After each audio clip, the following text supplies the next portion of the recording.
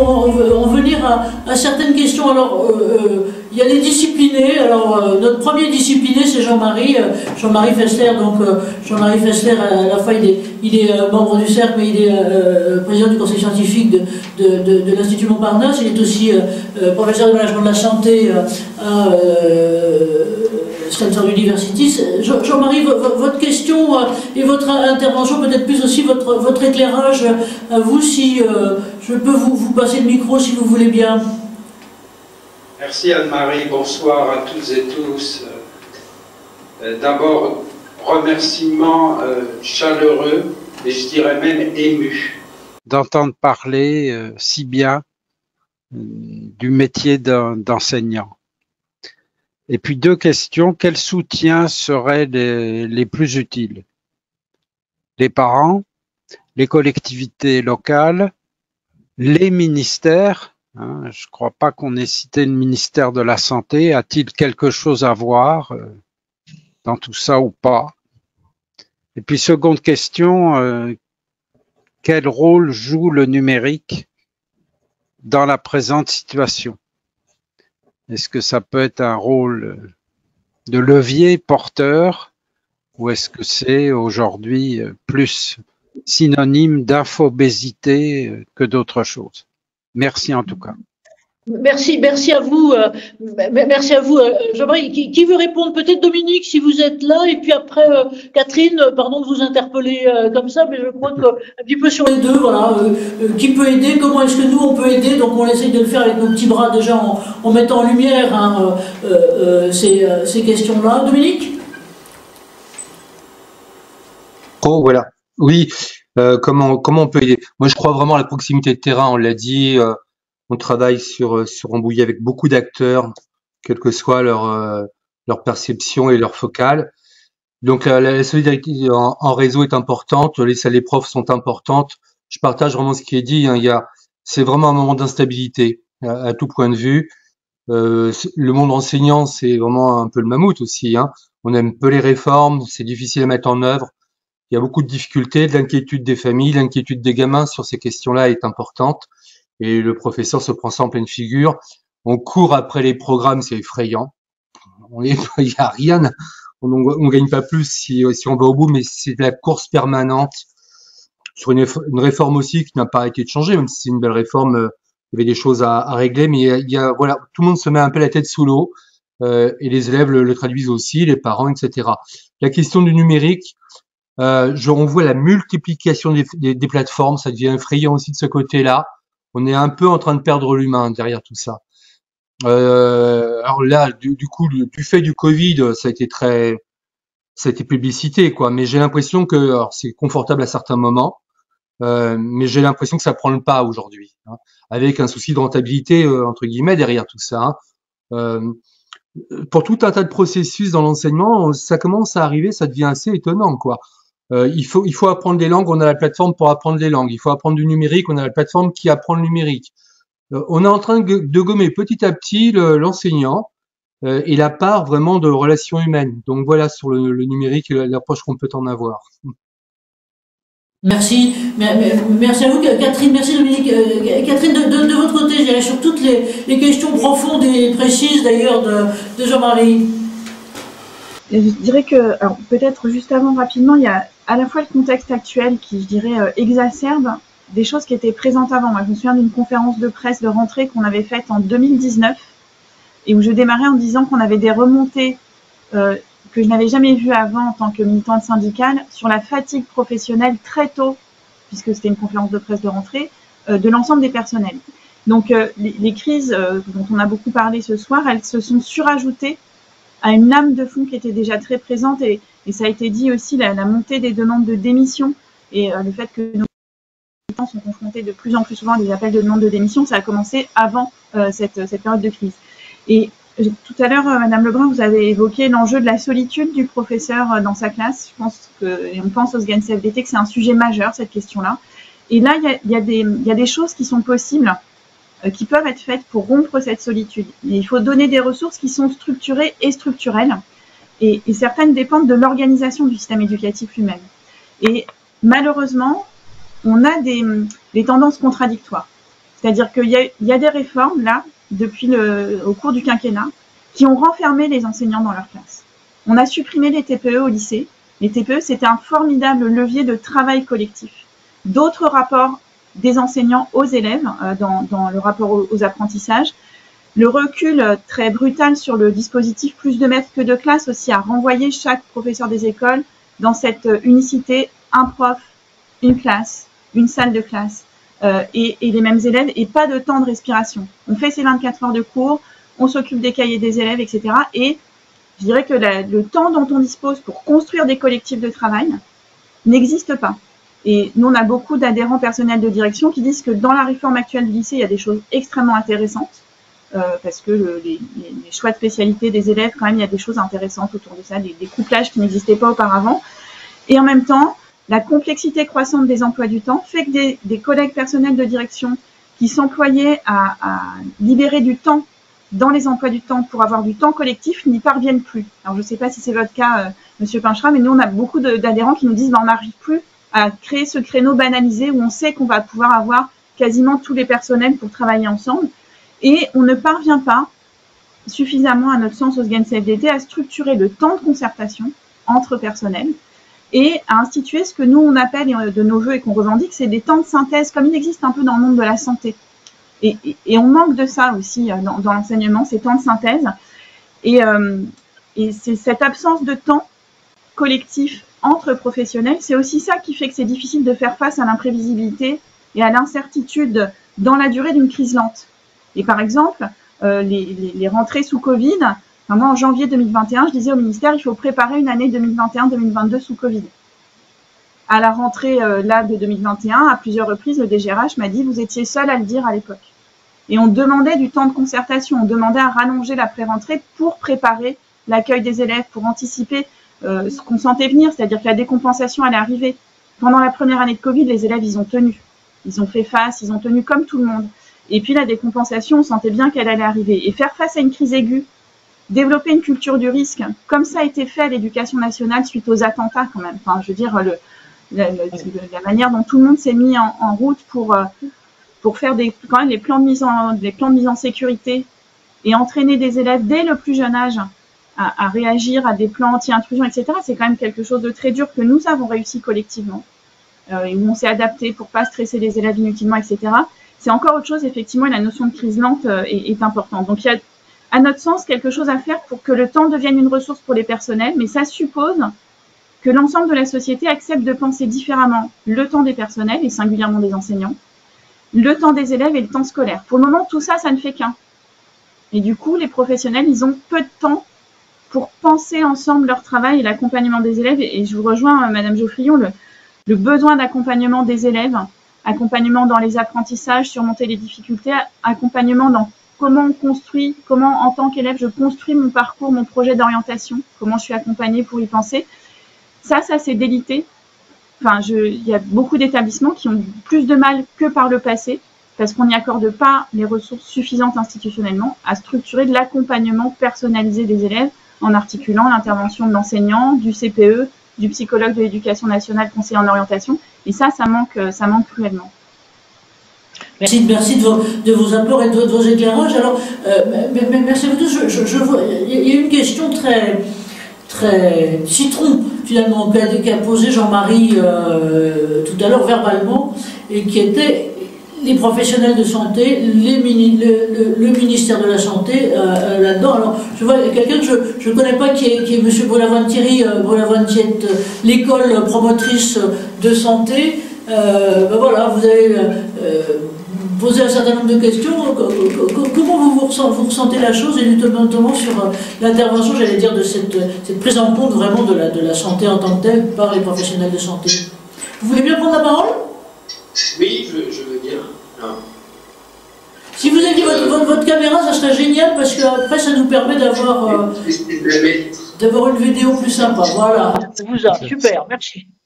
En fait, moi, je suis un ancien professeur des écoles qui a fait un burn-out il y a une dizaine d'années et qui s'est réorienté vers la santé publique et notamment la promotion de la santé. Et actuellement, je suis chargé de projet prévention à la Ligue nationale contre le cancer et j'ai pour mission de développer toute une série de programmes puisque la Ligue a des comités départementaux avec des chargés de prévention qui interviennent en milieu scolaire puisque la Ligue est association complémentaire de l'éducation nationale. Et donc l'objectif c'est de développer les écoles promotrices de santé avec un volet éducation à la santé auprès des enfants en développant les compétences psychosociales qui ont été évoquées tout à l'heure, et aussi le développement de l'environnement favorable à la santé en milieu scolaire, c'est-à-dire comment pour les personnels qui travaillent et les acteurs qui s'occupent de la santé sur un territoire, c'est-à-dire non seulement les enseignants, mais aussi les élus qui ont en charge soit les bâtiments pour les écoles ou les départements pour les collèges, comment on travaille ensemble. Et c'est la première intervention qui a eu lieu, c'est le fait qu'il y ait un réseau, qu'il y ait de la confiance entre les acteurs qui va permettre de développer justement un meilleur environnement pour prendre en considération les différentes problématiques auxquelles on est confronté. Et moi, ce que je trouve super intéressant, c'est qu'on arrive à un moment, certes, il y a les moyens suivent pas par rapport au discours, mais quand même l'évolution dans le monde de l'éducation nationale, quand je vois que maintenant il y a vraiment une volonté de développer les écoles promotrices de santé, de développer la formation des enseignants aux compétences psychosociales, et c'est Madame Nave qui l'a pointé, et moi c'est ce que j'ai tout de suite pressenti sur la question de la santé et l'éducation à la santé, c'est-à-dire que auprès des élèves, normalement, les enseignants doivent assurer le parcours éducatif en santé auprès des élèves. Or, leur propre santé est quelque part déniée par le système de l'éducation nationale, puisqu'il y a, moi, la seule visite médicale, c'est celle que j'ai eue quand j'ai été recruté. Or, je vous interromps juste 30 secondes, Thierry, si je peux me permettre aussi de vous appeler par votre prénom, c'est que je crois que dans la liste des inscrits qu'on avait pour aujourd'hui, alors je ne sais pas si elle est là, mais on avait quand même l'une, je crois que c'est ça, il y a 67, ce que vous me disiez, Catherine, il y a 67 médecins destinés, enfin du travail pour les enseignants, c'est ça, donc il y en avait une, la pro, alors effectivement quand on voit cette question et ce point-là, la question de Jean-Marie est d'autant plus importante. Qu'est-ce que peuvent faire les professionnels de santé de ce côté-là? Pardon, je vous ai coupé pour vous dire, oui, on a tout cela, et c'était la fameux rond rouge que je vous présentais, c'est que les trois quarts des enseignants, ou plus que ça, n'ont jamais... Agnès, à vous peut-être. Oui, non, j'allais rebondir sur ce que vous venez de dire concernant les élus, parce que je suis quand même dans cette fonction aussi, et en particulier dans les relations avec le ministère. Et c'est vrai que tout à l'heure, on a parlé de contrat local de santé. Je pense que dans le contrat local de santé, il y a beaucoup de choses à faire, mais ce sera un attelage, c'est-à-dire que un attelage à trois, si je puis dire, c'est-à-dire à la fois la formation initiale et continue, à la fois l'autonomisation des établissements à travers les projets d'établissement, et on voit bien que le lycée de Rambouillet et le proviseur Pinchera de Rambouillet a une capacité vraiment admirable à créer des initiatives qui valent pour Rambouillet, et je reviens à ce que vous disiez sur l'étonnement de la détresse évidemment psychologique qui était plus grande dans un milieu plutôt favorisé que dans un milieu qui ne l'était pas. Donc ça veut dire que les projets d'établissement en accompagnement psychologique doivent être aussi différenciés. Et puis les élus, c'est-à-dire que je crois que en matière de locaux scolaires, on a vraiment à travailler. Et un gros travail a été fait d'ailleurs parce qu'il y a une cellule bâti scolaire. Les collectivités parfois n'ont pas tout à fait bien compris le sens de ce travail, qui n'était évidemment pas d'être injonctif, mais qui était plutôt dans l'idée de produire une masse d'informations qui devenait de fait une banque de ressources et un accompagnement à l'ingénierie qui intégrait toutes ces modifications. Et il y a eu une consultation très très vaste de fait, qui est vraiment très intéressante. Vous pouvez aller voir ce travail. C'est assez incroyable de voir que finalement, on a des pistes. Alors, je ne veux pas être bêtement optimiste et être celle qui porte le petit fanion de l'espoir, mais il y a des pistes. On n'a jamais été aussi loin J'ai souvenir d'avoir commencé, mais je suis encore plus âgée que vous, Monsieur Pinchera, donc j'ai souvenir d'avoir eu des élèves de seconde ou de première qui travaillaient sur des tables, sur du mobilier scolaire, qui avaient 25 ou 30 ans d'âge, autant dire qu'ils ne correspondaient absolument plus à leur taille, et ils posaient la table sur les genoux. Comment voulez-vous avoir un environnement de travail? Enfin, c'est vraiment une faute, c'est plus une erreur de laisser les élèves. On peut rien exiger d'un élève à qui on ne donne même pas une table correcte pour travailler. Enfin, voilà.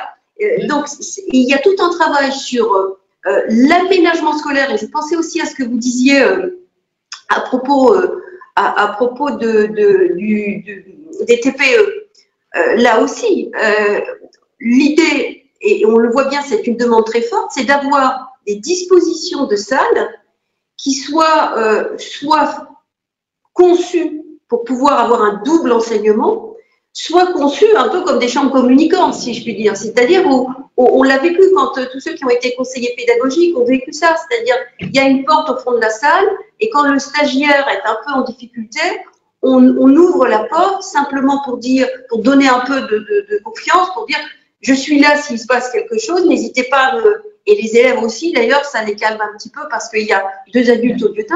Et puis, il y a des tas de dispositifs pédagogiques qu'on peut mettre en place, mais pas dans une salle lambda de quelques dizaines de mètres carrés avec des tables en autobus. Ça, c'est plus possible. C'est vrai que la question du bâti qu'on a commencé d'évoquer déjà dans des conférences, dans de tables rondes, et on reprendra, je pense qu'on reprendra à Lyon en septembre. On vous fera signe là-dessus. C'est effectivement une question. Alors peut-être là maintenant un mot parce que le temps coule, un mot de conclusion à chacun. Luc, je dirais toi à la fois de l'autre côté du temps, parce que tu as 6 ans, alors j'ai 6 heures, pardon, d'avance ou de retard, enfin bref, de décalage avec nous. Et puis de l'autre côté de l'Atlantique, un peu quel conseil, quel regard, quelle prise en compte tu nous dirais d'avoir de façon privilégiée. Et puis après Christophe Marot aussi, et chacun. Voilà. Luc. Micro, monsieur Luc, on t'entend pas. T'as pas de micro. Monsieur Luc, on n'a pas de micro. Excusez, je l'ai. Non. Alors, effectivement, c'est de tenir compte, comme on l'a vu dans nos recherches, non seulement de la détresse, s'occuper des gens qui sont en détresse, ça c'est important. Puis, évidemment, il y a des programmes d'aide aux employés dans les secteurs scolaires, les centres de services qu'on appelle, qui peuvent être utilisés, mais aussi tenir compte du bien-être. On traite juste un aspect, ça va pas. Donc, il faut traiter aussi de l'autre aspect. De bien-être, donc voir à l'accomplissement au travail, de soutien organisationnel qu'on peut donner à ces gens-là. Et puis c'est vrai que les enseignants font un travail seuls. Quand ils ferment la porte, c'est un peu comme des capitaines, ils sont seuls maîtres à bord, après Dieu. Alors ils sont souvent dépourvus de ce manque de soutien-là. Et une chose qui est étrange, qui est sortie aussi de nos recherches quand on a commencé à découper en secteur, on s'est aperçu que dans les milieux défavorisés, qui doivent supposément être un milieu où il devrait y avoir plus de gens en détresse, on a observé des gens qui avaient un bien-être élevé parce que c'était comme on dit en anglais, du challenge pour eux. Ils aimaient ça. Donc, il y avait du défi. Et on a trouvé des gens qui aimaient ça et même qui recherchaient ces types d'environnements-là. Donc, les avoir mis dans un milieu qui présente moins de défis, ben, probablement qu'ils seraient allés un peu plus vers peut-être l'aliénation. Mais les données qu'on a vues pour les enseignants aliénés et les enseignants aussi qui ont, comme on disait tout à l'heure, le pied sur l'essence, le pédalier de l'essence et le frein, c'est des gens qu'on trouve et dont on ne s'occupe pas dans le milieu. Et les gens qui ont complètement perdu le feu sacré et qui sont désengagés, sauf eux autres. Mais si on passe un seul questionnaire de stress à ces gens-là, mesurant seulement le stress, ils ne coteront pas. Alors, tout comme ceux qui sont qui disent qu'ils ont beaucoup de bien-être, en même temps beaucoup de détresse, vont aussi être mal pris parce qu'ils ne sont pas capables de gérer ces deux éléments-là. Merci Luc, merci de ça. Alors Christophe, en plus je vous ai coupé la chic tout à l'heure et vous, je dirais que vous avez le privilège d'être à la fois dehors et dedans, donc vous êtes plus qu'un observateur, vous êtes un acteur engagé, mais au confin, et en même temps dedans, avec à l'intérieur du territoire de Rambouillet. Vous, voilà, en deux mots un peu votre conclusion et votre souhait ou ce qu'on pourrait faire passer, puisqu'on est aussi là pour ça. Alors, ma conclusion, c'est un peu en réponse à la question de Jean-Marie tout à l'heure. Quel soutien serait le plus utile, les parents, les collectivités locales, le ministère? Mais j'aurais bien envie de dire tout le monde. Et on y ajoute aussi les jeunes, du coup. Puisque on est quand même dans une société où on veut essayer de rendre acteur tout le monde, et y compris le jeune acteur de sa santé aussi. Non pas que par rapport à la formation ou à l'éducation qu'on lui transmet, mais aussi comment il la vit lui. Et c'est un peu notre sujet de prédilection, c'est de leur donner la parole et de prendre en compte leurs besoins au moment où ils l'ont, non pas forcément en fonction de l'éducation qu'on a à transmettre. Ça, c'est une première remarque. La deuxième remarque, c'est que depuis longtemps, je pense que l'éducation nationale a beaucoup avancé sur un sujet qui est de ne plus prendre en compte que l'élève, mais prendre en compte l'adolescent. Et l'adolescent, il a une vie de 24 heures et il est 8 heures à l'école. Le reste du temps, il est dans sa famille, il est auprès de ses camarades. Il peut être isolé, comme il peut être super joyeux. J'entends l'idée du bien-être, bien évidemment, à prendre en compte largement. Mais c'est parce qu'on travaille ensemble et qu'on a un regard croisé qu'on va amener ce bien-être chez l'adolescent si on valorise à la fois ce qui se passe dans l'école, mais aussi ce qui se passe à l'extérieur. On parle de parentalisation, on parle aussi de reparentalisation. Il y a aussi à prendre en compte le fait que la famille est un partenaire à associer, non pas qu'une personne à solliciter au moment où ça va pas, mais dans la valorisation du quotidien, il y a des choses qui sont certainement à travailler. Donc c'est un peu le message que je voulais transmettre. Et puis effectivement, on a toute cette partie qui est des adolescents qui vont bien. Il y a aussi une partie des adolescents qui vont pas bien, et pas forcément que parce qu'il y a une pression sociale de la part de l'extérieur, mais aussi parce qu'ils se mettent eux aussi une grosse pression. Et ça, on n'en a pas parlé ce soir, mais la pression qu'ils se mettent dans les résultats scolaires, Dominique en parlait il n'y a pas très longtemps, il y a la pression de la famille, parce qu'il faut réussir, mais aussi la pression qu'ils se mettent. Et quand on la met en corrélation avec l'incertitude dans laquelle on se trouve aujourd'hui, effectivement, ce contact proche de la mort que l'on voit à travers la pandémie, mais aussi à travers des images que l'on voit du conflit, c'est un moment d'insécurisation au moment où ils ont le plus besoin d'être épanouis et joyeux.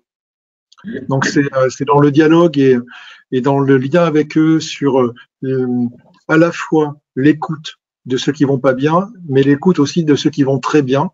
Et le travail qui est mené par Dominique dans son lycée, par ces jeunes qui vont bien et qui se mettent au service de ceux qui vont moins bien, je trouve que c'est un chemin dans lequel il va falloir s'engouffrer tous, les soutenir dans leur capacité déjà à être des jeunes adultes, des adultes en devenir, mais surtout des citoyens qui existent déjà. Merci Christophe. Merci Christophe. Merci à vous. Catherine, peut-être, si vous voulez bien, Catherine Nabekti, un mot là aussi court, hein, parce que le temps court tout autant que nous. Merci de votre présence, en tout cas. Vous, éclairage sur...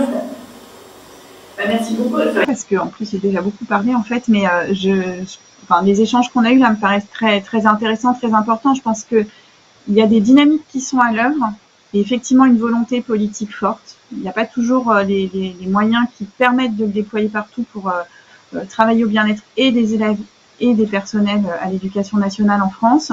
Je pense que l'enjeu qui est devant nous, c'est d'arriver à y ajouter des ressources institutionnelles, structurées, structurelles qui permettent d'intégrer ça au fonctionnement, je dirais, normal, classique des établissements scolaires. Et pas d'en faire quelque chose qui est en plus, à côté, et que du coup, en réalité, on active soit en situation de crise, soit parce que localement, il y a des acteurs qui sont extrêmement mobilisés et engagés sur le sujet, Et il en existe depuis longtemps, y compris, moi j'ai rencontré des inspecteurs qui savent identifier ces collègues qu'il faut remobiliser. Et parfois, pour les remobiliser, il faut les sortir un petit peu. Il faut trouver un élément positif à survaloriser pour qu'ils reprennent pied dans leur carrière, dans leur métier. Et moi, j'ai connu un inspecteur il y a plusieurs années qui faisait ça très très bien, très délicatement, mais c'était très individuel. Et donc, c'était la loterie de qui va venir m'inspecter. C'était avant le PPCR. Et il faut intégrer toutes ces dynamiques qu'on a décrites ce soir dans le fonctionnement classique qui s'adresse à tous. C'est ça qu'il faudrait parvenir à faire. On va s'y efforcer, mais l'usine de votre côté, vous, dans ce que vous avez entendu, alors qui est varié, hein, et pardon, c'est voilà, une ou deux grands éléments que vous aimeriez retenir, à la fois peut-être pour l'action des jeunes, mais aussi plus généralement. Alors, avant l'élément que je voulais retenir, je voulais apporter un tout petit élément d'observation. C'est sur des solutions qui existent aujourd'hui et qui pourraient se développer, qui seraient intéressantes. C'est les maisons de la prévention. Il y a certains territoires aujourd'hui qui développent des maisons de la prévention et je trouve que c'est extrêmement intéressant. Se dire qu'il y a un lieu près de chez soi où on peut apprendre les compétences psychosociales et on peut travailler sur la prévention, accessible à tous. Et ça, c'est aussi en lien avec le ministère de la Santé, les ARS évidemment, qui promeuvent ce type d'initiative. Je trouve ça particulièrement intéressant. Ça, c'était juste un petit rebond. Ce que je retiens par ailleurs, c'est la richesse de l'engagement, c'est la confirmation par la recherche, d'autres recherches que j'ai pu déjà étudier sur la perception du bien-être. Et c'est en fait la confirmation qu'il y a un cercle vertueux potentiellement qui peut se mettre en place dans une société particulièrement anxiogène. Et ce cercle vertueux, je pense qu'il repose vraiment sur trois aspects fondamentaux. La vision avec déjà l'envie de pas juste faire vivre aux enseignants, aux équipes éducatives et aux enfants juste une vision anxiogène, et déjà, c'est pas facile dans le contexte actuel. Un deuxième élément, c'est nos comportements, c'est les comportements de l'ensemble des acteurs de la communauté éducative, qu'ils soient institutionnels, qu'ils soient éducatifs, qu'ils soient parentaux. Et c'est ça aussi qui va nourrir le bien-être des élèves, mais aussi le bien-être des adultes. Les outils, bien entendu. Alors moi, je crois vraiment énormément en la formation, l'éducation dans les compétences, et je pense qu'effectivement, il faudrait que ça fasse partie beaucoup plus du quotidien et que ce soit intégré dans le quotidien et que ce soit pas du plus ou de la pastille ou du médicament. Je crois qu'on voit bien effectivement tous ces prolongements. Pardon de vous couper, mais après ça va être. Je finis juste ma phrase. Voilà, je voulais juste partager ces éléments-là et vous remercier.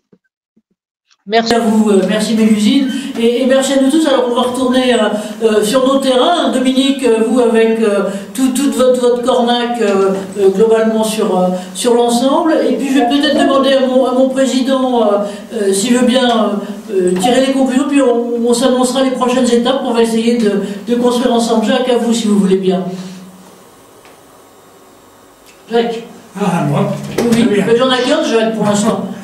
Merci. Ben, vous nous avez passionnés, ou je pense que l'échange a été passionnant pour tout le monde, vu la diversité et la complexité, l'ampleur de ce problème de santé morale dans l'éducation.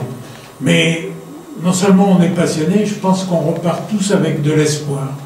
Parce que vous avez tous montré qu'il y avait des champs d'initiative, qu'il y avait un mouvement de progrès général dans la saisie de cet aspect santé morale et une diversité d'initiatives qui peut dès maintenant quand même amener à des résultats sans doute partiels, sans doute insuffisants, mais on sent une dynamique et je crois qu'on en est tous ravis et encouragés pour faire encore mieux, échanger encore plus, trouver des voies de progrès de santé morale et de bien-être pour finalement, pas seulement l'éducation nationale, mais l'ensemble d'une population.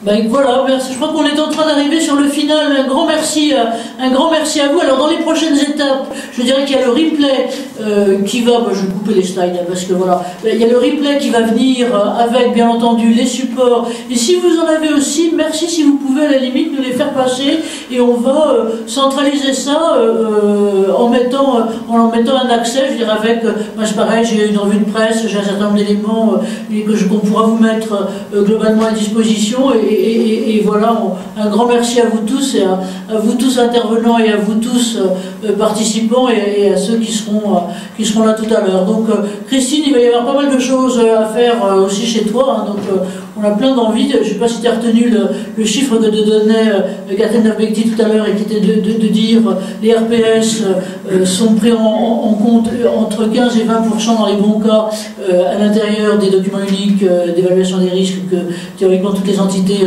doivent développer. Donc voilà, on a vaste question, et on remercie alors encore une fois moultement Rambouillet et Dr Carré qui était là aussi. Je ne vous ai pas passé la parole, mais on sait que vous êtes tous là sur Rambouillet pour illustrer ce fameux réseau qui marche bien. Merci à vous tous, merci à Agnès Lebrun, merci à chacun. Et donc on vous envoie un petit message. Merci à Luc, hein, patiemment, ça doit être dépassé lors du déjeuner de tout, enfin bref, là-dedans, mais merci, et à vous tous qui étiez là. Donc petit message début de semaine prochaine avec les replays, donc comme vous le savez, séquencés pour que vous puissiez consommer sans avoir à essayer de regarder dans le curseur du temps et de rentrer dans les heures 3/4 ou presque 2 heures de choses qu'on a eues. Et merci à vous tous qui étiez là. On va essayer de continuer à vous aider. Toutes vos suggestions, on continue et on viendra vous voir. Merci à vous tous. Bravo à tous et bravo Anne-Marie. Merci, sympa. Sympa. À bientôt à vous tous.